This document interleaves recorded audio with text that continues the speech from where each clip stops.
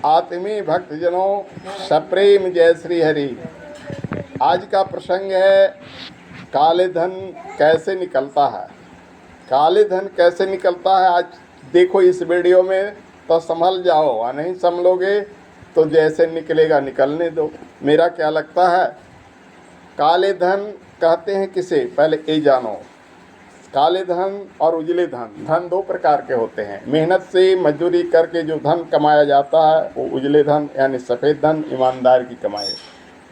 अनर्गल झूठ बोल कर, रिश्वत लेकर, घूस कर, गलत सलत तरीके से जो कमाया जाता है उसको काले धन कहते हैं। काले धन निकलने के 4 रास्ते हैं, जान लो।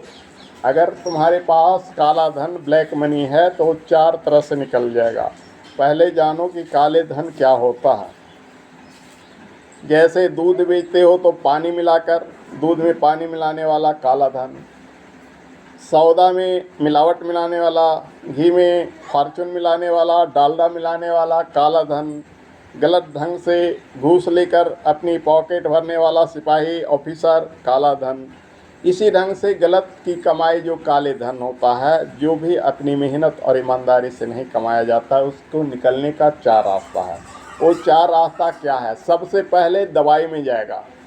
आप बीमार पड़ोगे, हॉस्पिटल में भरोगे, जिस ढंग का बुराई करोगे उस ढंग की सज़ा तुम्हारे शरीर के ऊपर मिलेगी, रोग व्याधि के रूप से, और आप डॉक्टर को भरोगे। पहला हर किसी को मिलती है ये सज़ा, और ये सज़ा पहले नहीं मिलता था। ये सज़ा आप देखो, जितने डॉक्टर हो गए हैं, जितने हॉस्पिटल हैं, कहीं भीड़ की कमी नहीं। जबकि डॉक्टर भी भगवान कहा जाता है, लेकिन आज शैतान हो गया है। किडनी चुरा कर बेच रहा है, लीवर चुरा कर बेच रहा है, आंखें निकाल रहा है। तो ये सब भगवान का काम नहीं है, ये सब शैतान का काम है। ऑपरेशन थिएटर में किसी को जाने नहीं देता है, अकेले में ऑपरेशन करता है। सारे चीज़ का वीडियोग्राफिंग होता है, हर जगह सीसीटीवी कैमरे लगता है, लेकिन डॉक्टर का जो ऑपरेशन रूम होता है वहाँ सीसीटीवी कैमरे क्यों नहीं लगता है। अगर एक महात्मा गुनाह करे तो जेल में सजे, एक डॉक्टर गुनाह करे तो उसे जेल क्यों नहीं होता है। ये सब काले धन जमा करने वाले डॉक्टरों के ऊपर क्यों नहीं कोई केस मुकदमा होता है। अगर एक डॉक्टर को अगर कोई गोली मार दे तो सारे डॉक्टर हड़ताल करेंगे।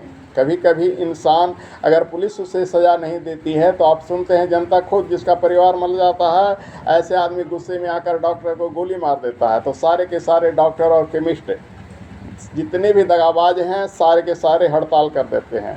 केमिस्ट भी कम दगाबाज नहीं है, सारे केमिस्ट उसी डॉक्टर का सरदार है, क्योंकि सारे लोग जेनरिक दवाई बेचते हैं, 2 नंबर की दवाई बेचते हैं, और इस पर सरकार की कोई लगाम नहीं हो रहा है, क्योंकि दवाई की कंपनियां सरकार की जेब भर रही है। तो ये सारे रिश्वतखोर हैं, तो इन रिश्वतखोरों से कभी कोई नहीं बचा है।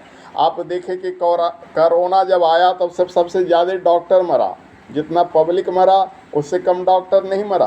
बड़े बड़े डॉक्टर मर गए। डॉक्टर का बेटा का कभी हार्ट अटैक होता है, कभी जहर खा लेता है, कभी कुछ होता है। ये सब सारे डॉक्टर के घर में क्यों होता है, क्योंकि डॉक्टर सबसे ज़्यादा पाप कर रहा है। तो डॉक्टरों को भी सज़ा मिल रही है, दुकानदारों को भी सज़ा मिल रही है। ये चोरी की कमाई, बेईमानी की कमाई जो भी है, सब दवाई में उड़ रहा है। सबका सब जो है दवाई में चला जाता है।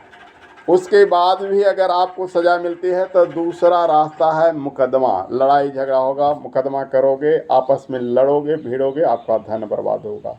लेकिन ये धन बर्बाद क्यों होता है? आपकी बेईमानी, आपकी शैतानी से। तीसरी है वेश्यागिरी।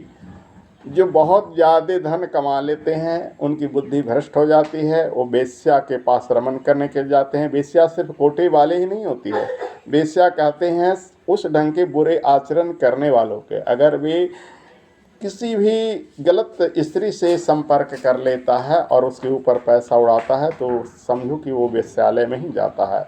तो तीसरा 2 नंबर की कमाई, काले धन की कमाई, तीसरे रास्ते से इस प्रकार से निकल जाता है।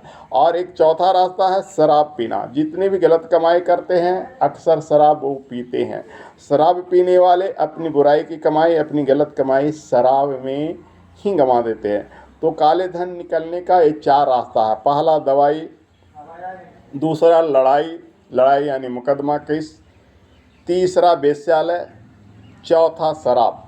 अगर आप बुरे काम करोगे तो आपके काले धन ये 4 रास्ते से निकल जाएंगे। इसलिए संभल जाओ, अच्छे ढंग से धन जमा करो। हरिओम।